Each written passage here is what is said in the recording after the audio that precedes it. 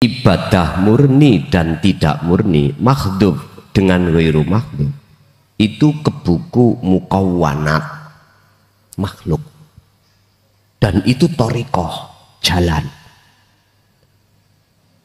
dan itu fasilitas yang Allah hadapkan terhadap kita semata-mata untuk bertemu Allah.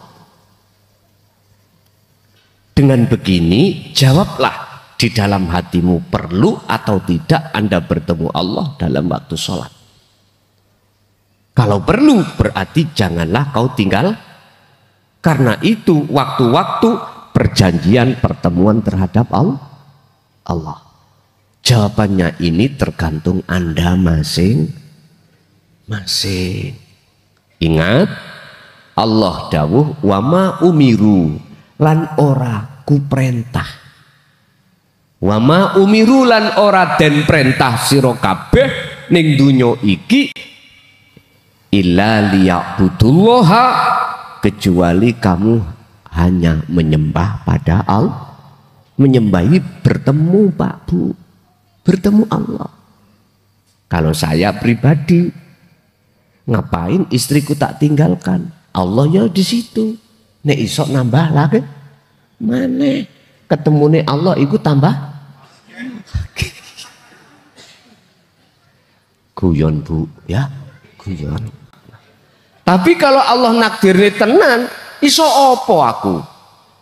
Aku tinggal son nikmatono iki. Hanya gitu. Jenengan dikasih Allah fasilitas, karomah sama istri suami tadi karomah. Secara mukhadharah, malaikat secara mukasyafah. Gunakan itu untuk bertemu Allah.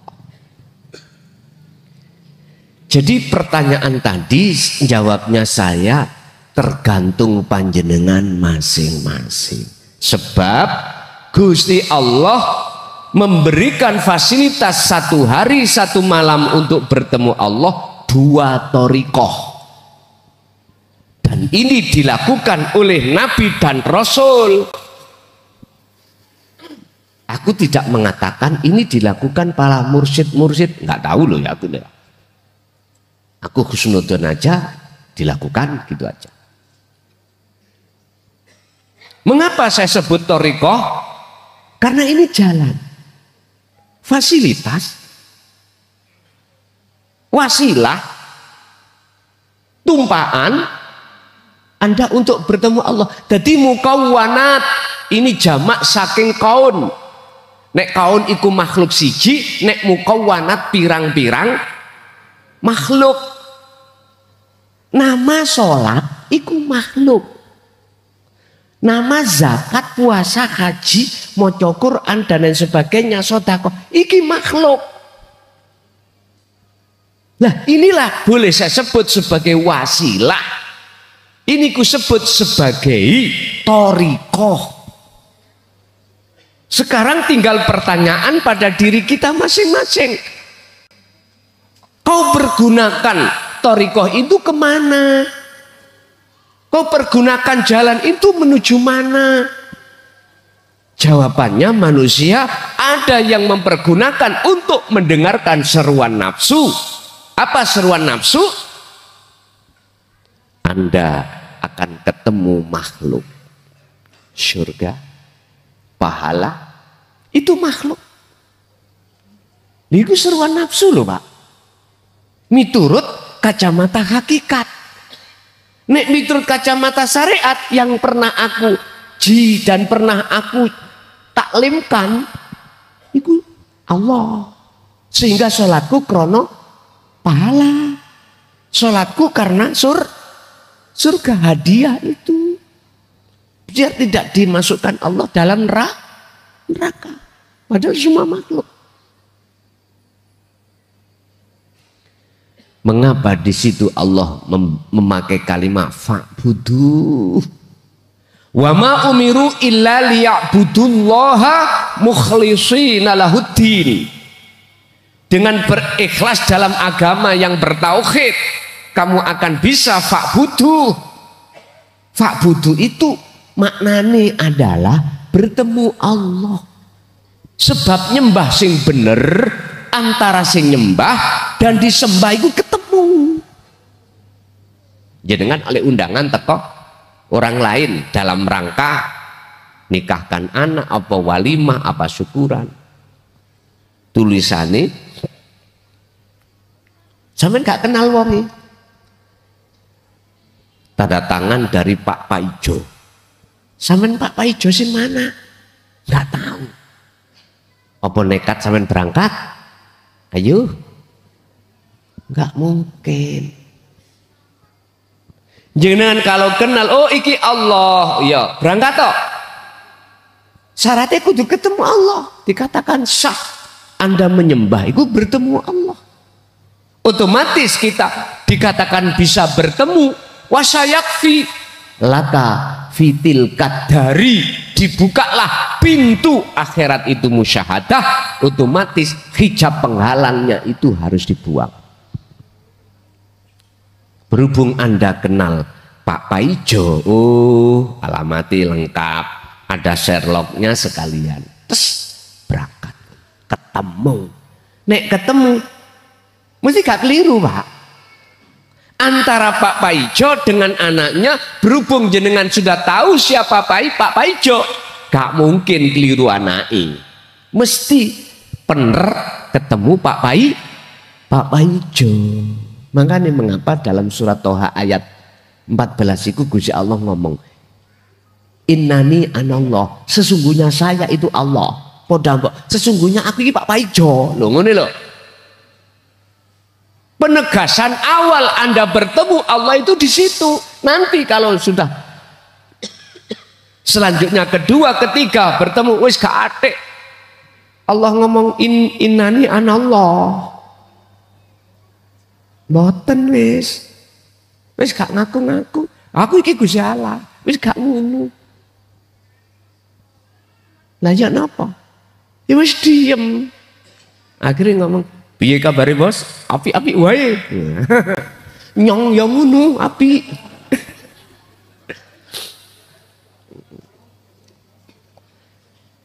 Wis hubungan damai di situ, Pak. Jadi saya tidak menyuruh, tapi saya katakan bila mana syariat sholat itu adalah fasilitas yang Allah hadapkan, mengapa tidak kita manfaatkan? Wis jawabannya sampean sebenarnya Mbak nggih, gak usah tak dawak-dawakno Allah. Pun monggo lainnya. Satu lagi. Assalamualaikum warahmatullahi wabarakatuh. Waalaikumsalam warahmatullahi. Saya dari Banten, pengen nanya ringkas saja, apakah ada cirinya, ada alam malakut, jabarut, lahut, dan kami pernah masuk ke satu alam luas tidak ada ujungnya dengan penuh bacaan zikir la ilaha illallah. Sampai sekarang nadanya saya ada di hati saya. Sekian, wassalamualaikum warahmatullahi wabarakatuh. Waalaikumsalam warahmatullahi wabarakatuh. Memang semuanya ada tanda, Pak. Alam muhadoroh kasunyatan ini, yaiki kita melihat makhluk-makhluk dohir. Ketika kita masuk di dalam alam mukasyafah, itu Allah buka hijabnya mukasyafah.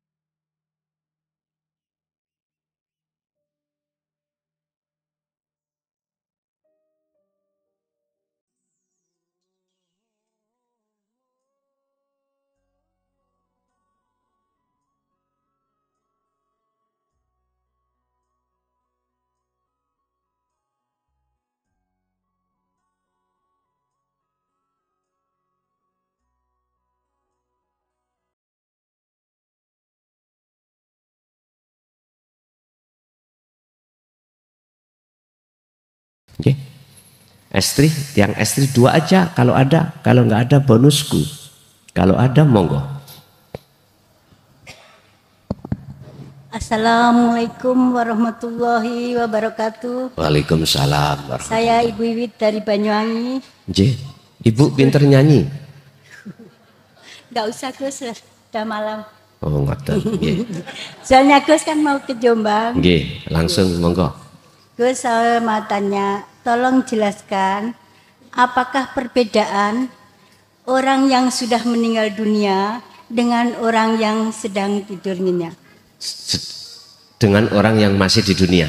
Iya. Oh ngoten. Nggih. Sampun? Sampun. Sekian, terima kasih. Wassalamualaikum warahmatullahi wabarakatuh. Waalaikumsalam warahmatullahi wabarakatuh.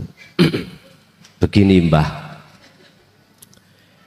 kalau sampean iku bertanya perbedaan antara orang yang sudah meninggal dunia dan orang yang masih ada di dunia secara syariat, dulu iku bedane gampang. Nek matek gak ono ambekan, ambekan. Gampang nggih? Gampang. Wis saiki cara hakikat bagaimana? Orang itu baik di dunia maupun setelah mati, golongan itu ada 2.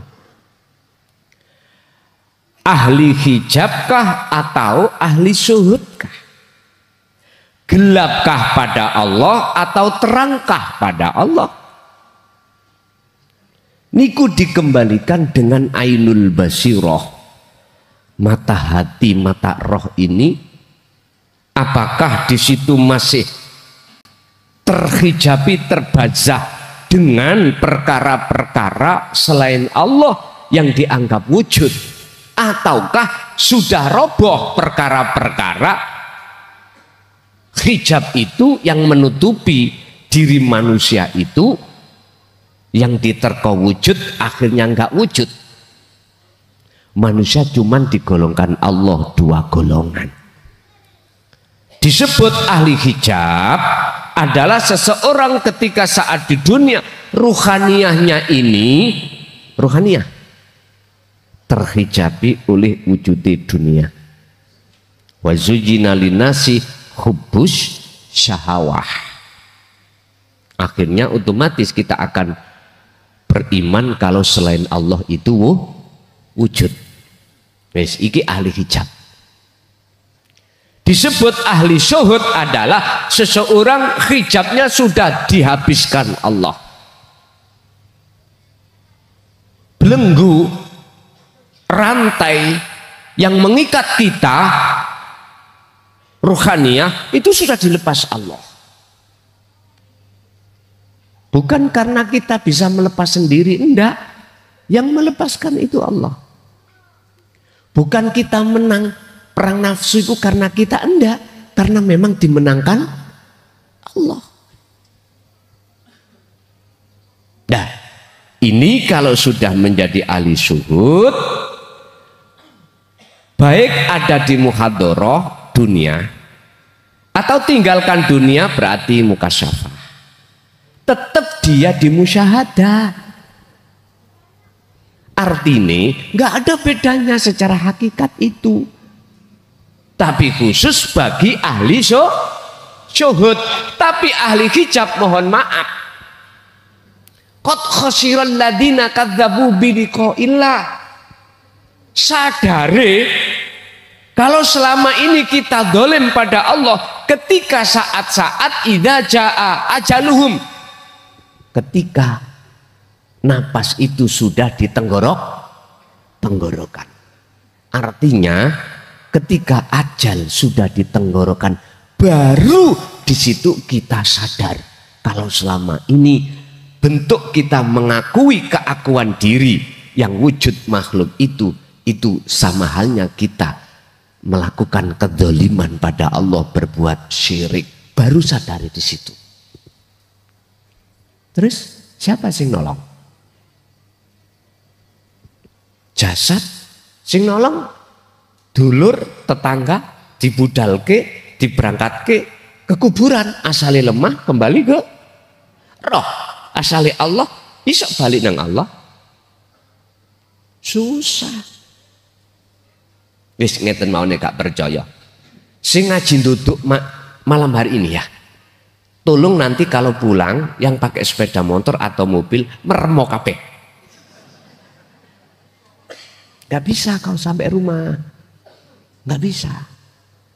Ketika roh itu dipaksa Allah untuk kembali, dapat pertolongan enggak? Enggak akan. Kalau enggak percaya, ini Allah tegaskan di dalam surat Al-Isra ayat 72.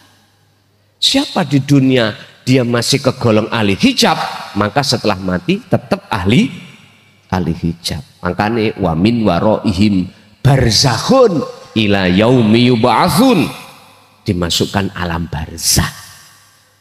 Karena barzah dindingnya di dunia kita belum roboh. Begitulah. Nggih, satu kali lagi. Nggih. Assalamualaikum warahmatullahi wabarakatuh. Waalaikumsalam warahmatullahi wabarakatuh. Saya jemaah ilmu tauhid dari Depok, ya Gus. Depok itu mana, Pak? Jawa Barat, Oh, perbatasan Jawa Barat. Jakarta Selatan. Ya. Sunda ya, bahasa daerahnya Sunda. Mohon di Sunda. Oh, okay. Ya. Assalamualaikum warahmatullahi wabarakatuh. Waalaikumsalam warahmatullahi Ini Gus, apa perbedaan karomah yang didapat antara kita dengan berzikir siror asror dan yang tidak, dan bagaimana untuk mempelajari agar kita bisa memahami tauhid yang mendalam dan mantap. Hanya itu aja Gus. Ya. Assalamualaikum warahmatullahi wabarakatuh. Terima kasih. Assalamualaikum warahmatullahi wabarakatuh. Oke. Oke. Perbedaan karomah yang kemarin sudah kita laksanakan dengan sirul asror bagaimana? Wirid, karomah dan sirul asror. Sebetulnya itu tidak ada bedanya bagi Anda yang sudah paham dan mengerti jalan untuk menuju keesaan Allah. Tapi kalau pertanyaan ini saya jawab dari sisi syariat, karomah itu adalah sesuatu yang tidak bisa kau bahas dengan dalil akliyah. Nggak bisa kau terima, kau bahas dengan dalil akliyah, akal. Sebab ketika Allah berkehendak itu tidak hanya di dalam akal bisa terima, tapi juga Allah berkehendak di dalam sesuatu yang tidak bisa akal terima. In aroda syai'an ayyakula lahu kun.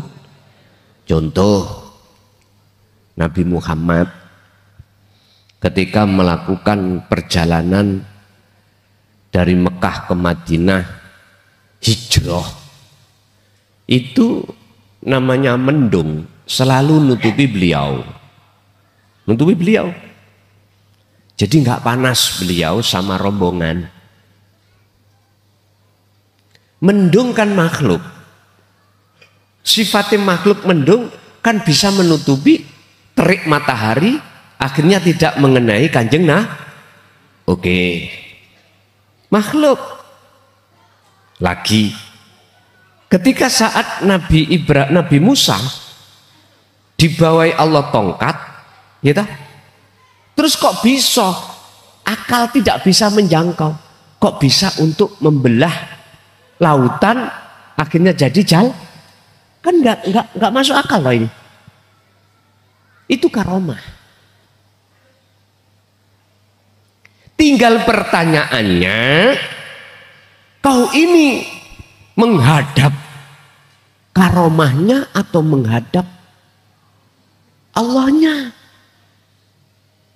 Sehingga menurut ahli syuhud sudah ada nggak ada perbedaan antara Anda ini membawa karomah atau tidak, sudah tidak ada perbedaan. Terus mengapa itu harus didatangkan Allah? Karena kondisional. kondisional. Nantilah Anda akan tahu sendiri. Akhirnya nggak mudah ngelokno aku. Wis nang Sirul Asra kok nang karomah. Wis saiki tak maklumi kuwi ngecemes. Tapi nanti Anda akan, jikalau situasi itu menghadapi pada diri Anda tahu jawabannya. Itu. Jadi tak simpulno, Sirul Asrar dengan karomah itu nggak ada bedanya bagi mereka yang sudah sering hatinya bertemu Allah. Satu, nomor dua tentang perjalanan tauhid. Di dalam Al-Quran, Islam itu umat Muslim, cara bertauhid itu diajarkan Allah lewat beberapa proses. Satu, la ilaha illallah. Dua, la ilaha illallah thariqah yang tadi syariat. Tiga, la ilaha illa anta hakikat. Yang terakhir, la ilaha illa ana makrifat. Mestinya kita seorang muslim sudah dikasih Allah cara untuk mengenal Allah dan mencapai tingkatan derajat yang paling tinggi, yaitu makrifat Allah. Mestinya kita harus naik terus. Gak terus kita itu kadung kesenangan di syariat terus. Kapan maju nih? Nek wis ana thariqah kadung seneng kegawan karomah terus anakku. Kapan majune? Kapan wusulmu itu kapan? Ingat, jikalau kau tidak paham isi maksud la ilaha illa anta, jangan harap kau bisa sampai la ilaha illa ana. Karena prosesnya itu. Jikalau kau tidak mau terima la dzikir Sirul Asrar, jangan harap kau bisa sampai fana'u dzikri. Saya istilahkan gini. Jenengan dari berbagai sudut kota Nganjuk untuk ke Mojokerto kudu ngliwati kota Jombang. Gak sampean lewati Jombang itu. Sampean tengok-tengok ke Nganjuk. Jangan harap Anda bisa sampai ke Mojokerto. Mengapa saya harus terus di Nganjuk? Macam-macam alasannya. Ada dikarenakan intine kita itu kebulet hubus syahwah. Hubus syahwah. Dibuleti bokong semok. Iya, wis kadung saweneng Pak. Dasare ngelak kudu ngopi, ketika masuk warung kopi sing jualane semok bokong, wah yang disukai Pak. Wis. Terus takok, Mbak, masih sendirian? Sik tas saya ditinggal bojo kula mati. Ketepaan. Gitu Pak ya? Loh, begitu. Masalah tir podo irenge, sir podo senenge. Wis dadi ae, dadi. Berarti kebulet bokong. Kadang kita kebulet, mohon maaf, anak.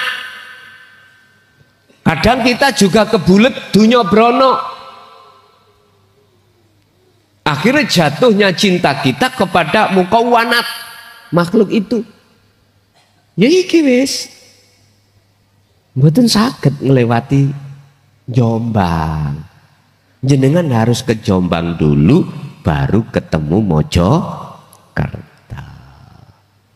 Artinya, wahai saudaraku yang masih di syariat atau di thariqah, lekaslah kau hakikat. Dengan kau mempraktekkan fungsi la ilaha illa anta, kau akan dengan sendirinya ditarik Allah di makrifat. Begitulah. Bapak Ibu, itu aja yang bisa kami sampaikan. Kurang lebihnya mohon maaf barangkali ada sesuatu yang tidak berkenan di hati jenengan.